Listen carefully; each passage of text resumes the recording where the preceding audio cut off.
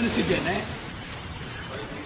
ಇವತ್ತೇನು ಬಿಜೆಪಿಯ ಆಂತರಿಕ ಬೆಳವಣಿಗೆ ನಡೀತಾ ಇದೆ, ಶೋಭಾ ಮೇಡಮ್ಗೆ ವಿಜೇಂದ್ರ ಕಂಡ್ರು ಅಸೂಯೆ.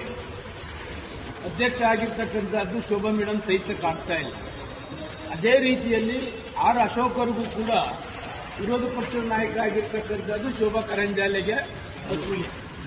ಇವರಿಬ್ಬರನ್ನು ಕೂಡ ಏನಾದರೂ ಮಾಡಿ ಕೆಟ್ಟ ಹೆಸರು ತರಬೇಕು ಅಂತಕ್ಕಂಥ ದುರಾಲೋಚನೆಯನ್ನ ಮಾಡಿ ಇವತ್ತೆಲ್ಲ ಏನು ಬೆಳವಣಿಗೆ ಆಗ್ತಾ ಇದೆ, ಈ ಬೆಳವಣಿಗೆಗೆ ಶೋಭಾ ಕರಂದ್ಲಾಜೆ ಮೂಲ ಕಾರಣ.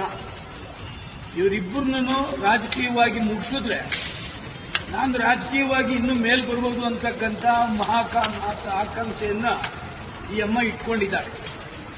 ದಯವಿಟ್ಟು 62 ಜನನ ಶಾಸಕರನ್ನ ಧರ್ಮಸ್ಥಳಕ್ಕೆ ಕರ್ಕೊಂಡು ಹೋಗ್ತಕ್ಕಂಥ ನೆಸೆಸಿಟಿ ಇಲ್ಲ. ಈ ಅಮ್ಮನ್ನ ಕರ್ಕೊಂಡೋಗಿ ಒಬ್ಬರನ್ನ ಪ್ರಮಾಣ ಮಾಡ್ತಿದ್ರೆ ಎಲ್ಲ ವಿಷಯಗಳು ಹೊರಗಡೆ ಬರ್ತವೆ.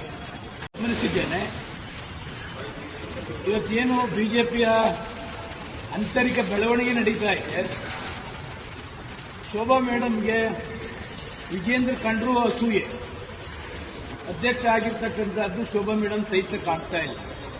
ಅದೇ ರೀತಿಯಲ್ಲಿ ಆರ್ ಅಶೋಕರಿಗೂ ಕೂಡ ವಿರೋಧ ಪಕ್ಷದ ನಾಯಕ ಆಗಿರ್ತಕ್ಕಂಥದ್ದು ಶೋಭಾ ಕರಂದ್ಲಾಜೆಗೆ ಅಸೂಯೆ. ಇವರಿಬ್ಬರನ್ನು ಕೂಡ ಏನಾದರೂ ಮಾಡಿ ಕೆಟ್ಟ ಹೆಸರು ತರಬೇಕು ಅಂತಕ್ಕಂಥ ದುರಾಲೋಚನೆಯನ್ನ ಮಾಡಿ ಇವತ್ತೆಲ್ಲ ಏನು ಬೆಳವಣಿಗೆ ಆಗ್ತಾ ಇದೆ, ಈ ಬೆಳವಣಿಗೆಗೆ ಶೋಭಾ ಕರಂದ್ಲಾಜೆ ಮೂಲ ಕಾರಣ.